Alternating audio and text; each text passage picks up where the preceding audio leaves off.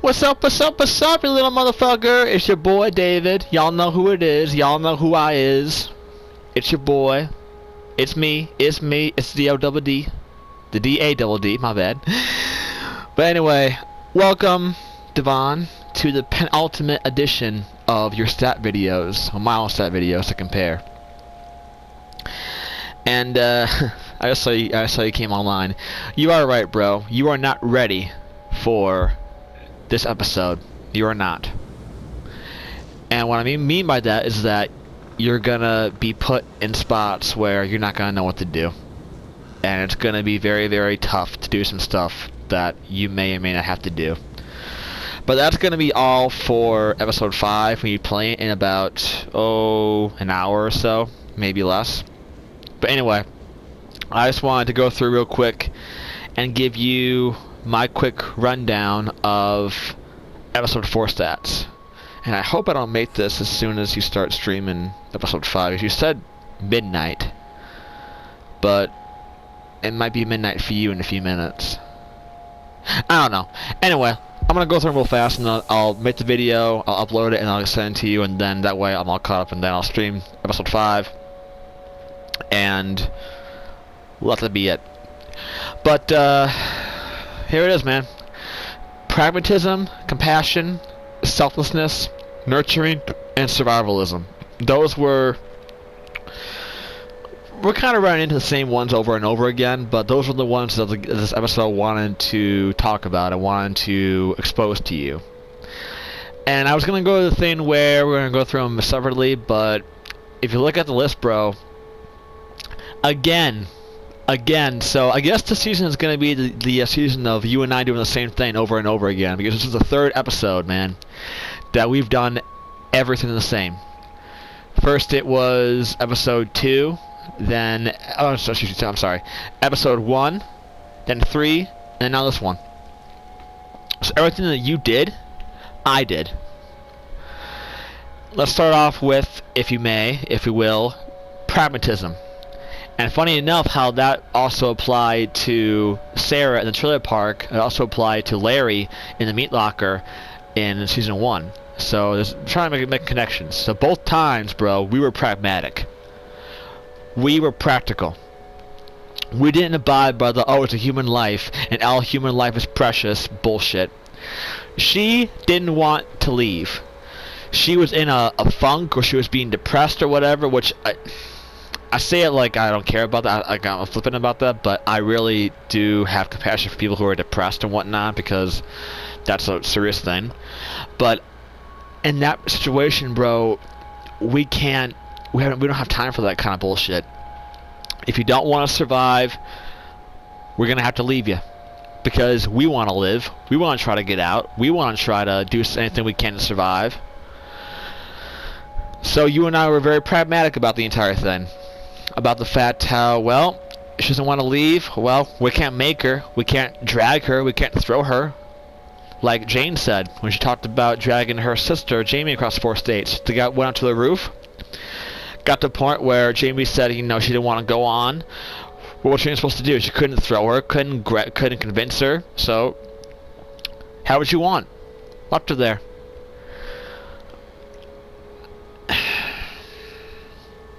I mean, we were not going to die for her. We were not going to die for...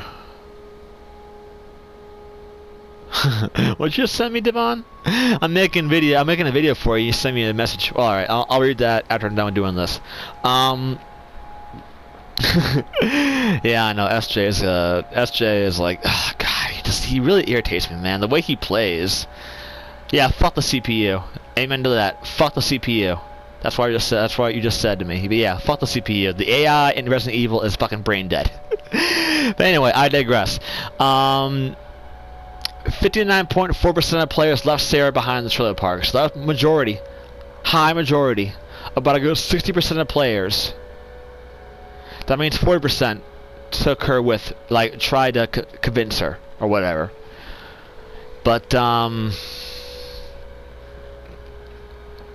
you only play with the CPU if you're speedrunning. Okay, good point. I'm gonna talk to you as you respond to these messages, bro. I love it, man. I love it. It's awesome. That's why I love doing these videos for you. You're talking to me as I'm talking to you. All right, moving on. But yeah, faultless CPU in Resident Evil 5. Moving on to compassion. Well, there's not much else to say about pragmatism, man. You and I had the same idea, but you took some time though. You almost let the timer run out on that call because I was waiting for you to be like, convince Sarah. Because I was like saying, leave her. She's gonna get you killed, bro. She's gonna get you killed. And I'm so glad that you listened to your brain and you decided to leave her. Because at some point she would have gotten you killed. Maybe it wouldn't have been that day. Maybe it wouldn't have been tomorrow. But at some point she would have gotten you killed. So that's why you were very pragmatic about the entire thing. So was I. So again, not much else to say about that other than the fact that I agree with you 100%, and that's it. Moving on to compassion. Did you or did you not rob Arvo? Now,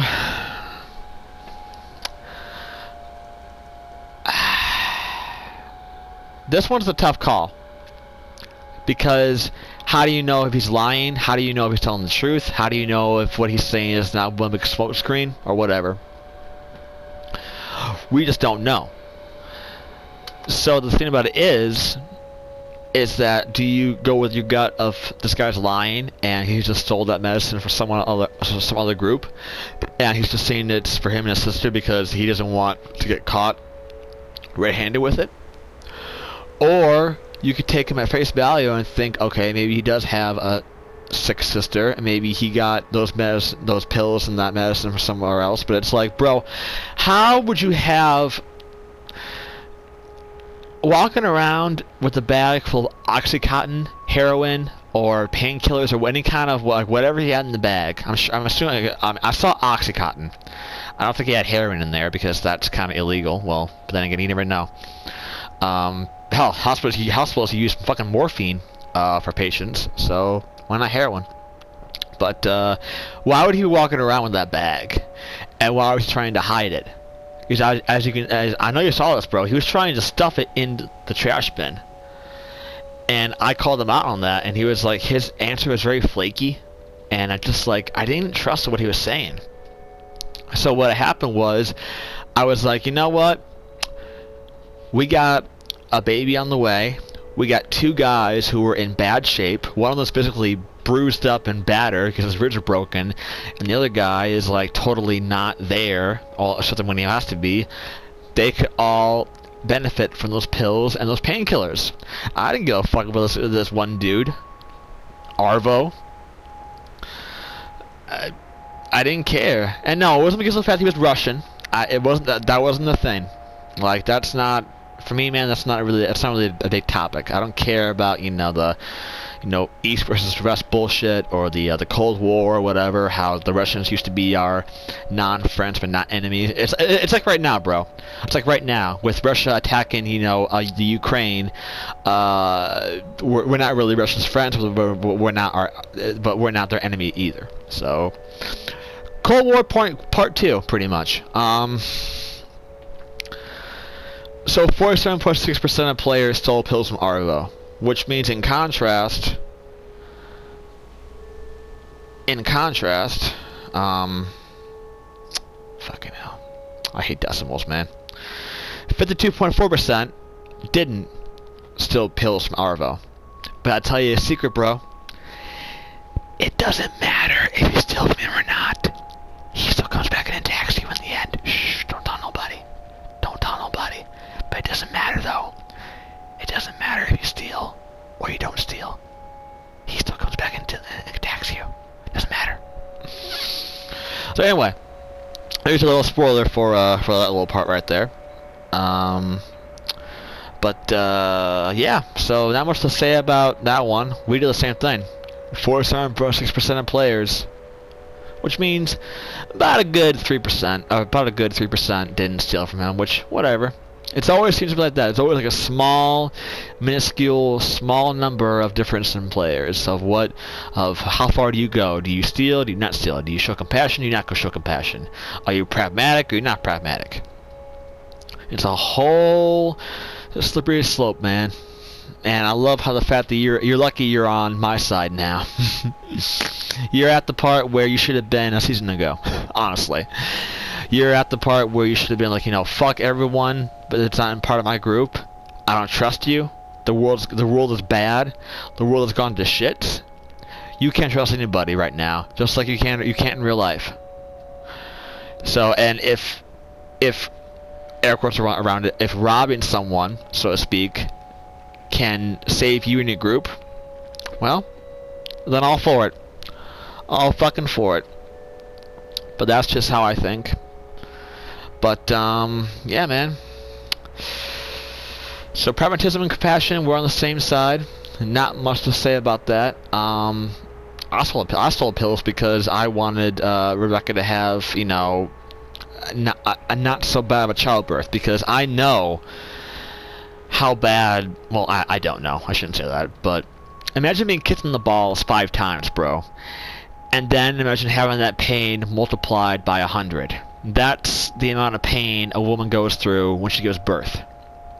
So we can't even, our mindsets can't even fathom the pain threshold that they're gonna approach.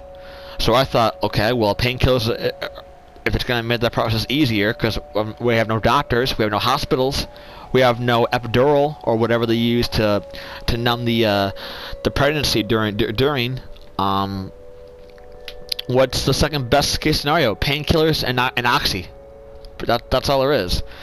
So that's what we had. So maybe it made her experience a little less stressful, but who knows?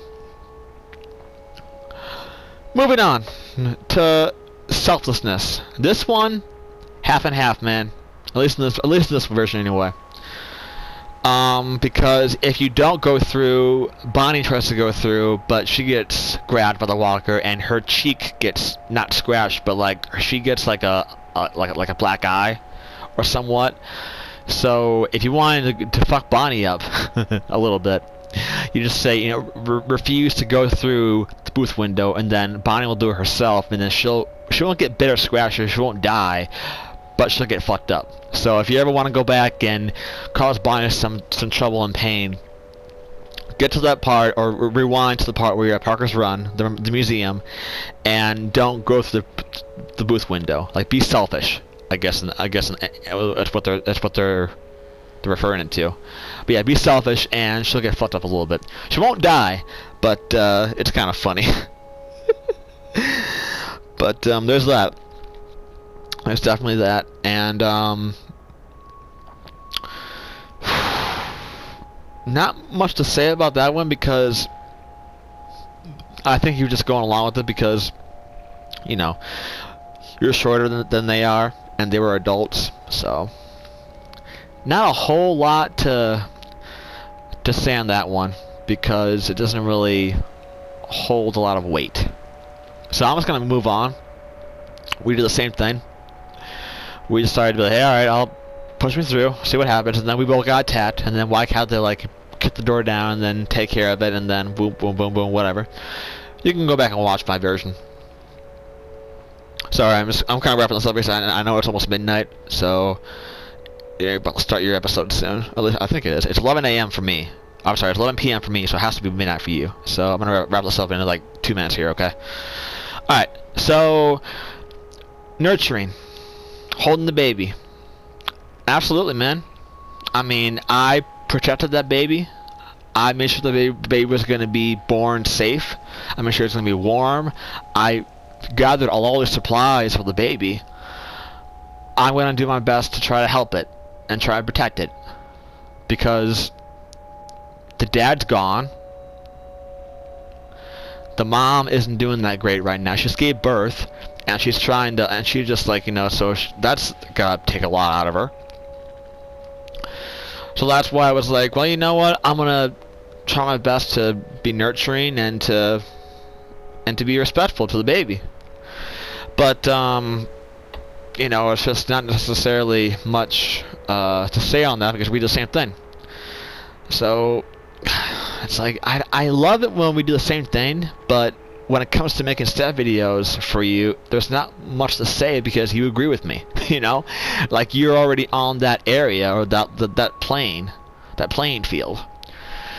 So I'm not sure if it's random or luck or whatever, but again, this is the 3rd episode, man. We've done everything the exact same. There may have been different dialogue choices here and there, but that's to be expected. But the 5 umbrella choices that the episode wanted to talk about and wanted to convey, we did everything the same. That's why I'll take you to the last one, survivalism. When during the big row, we saw Rebecca turn, and AJ was the baby was right there. The baby was right there on her lap, and like, yell for help? No. What would that would have done? That would have added more fire to the flame, so to speak. So I'm thinking to myself, there's no way in hell I'm going to yell for help. I'm going to, at the risk of my own group, protect the baby. Because we saw Rebecca, she was already a walker. She had reanimated. Apparently, during the time she sat down on the tire and the time that Arvo came up to the group and his group came out and they had drawn guns on each other, during that time, she had died. And then during that time, she came back. And it's like so random though, because sometimes it takes forever to come back, and sometimes it doesn't take that long. But in this time, she came back right away. So, and I think that was like, you know, you and I, it was out of reflex. We saw a walker, we saw the baby, and it was like, no, you know, take her out, you know. So we noticed that, and that people could say that's what caused the firefight to break out, but what are we gonna do? Let Rebecca kill her own child? I sure as fuck wasn't gonna do that. So, again, bro, not much to say about this one. It's the penultimate episode. But you know what? I'm going to spend the last 3 minutes here because I'm going to make a 20-minute video for you. Because I'm at 17 minutes right now. I'm going to spend the last 3 minutes here talking to you man to man about something else.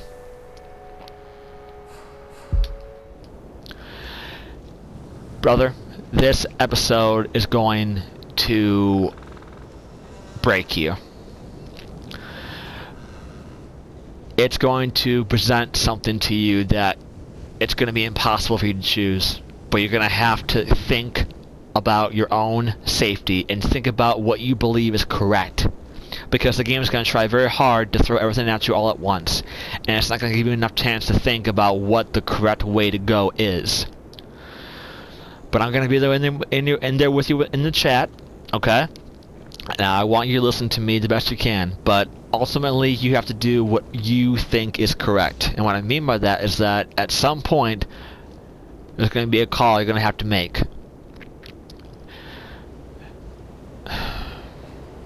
And I really hope you don't make that call, because it's going to be one of those situations where you think you know what's going on, but you don't know what's going on. And it's completely out in left field, bro. Like, it is just awful the way it goes down.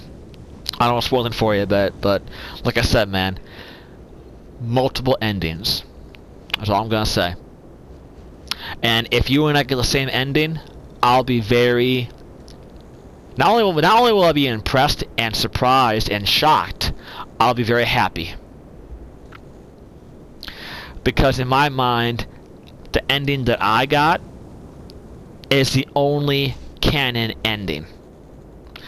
But that's not always the case, because everyone else has their own versions of it. But anyway, that is my stat video for episode 4, Amid the Ruins.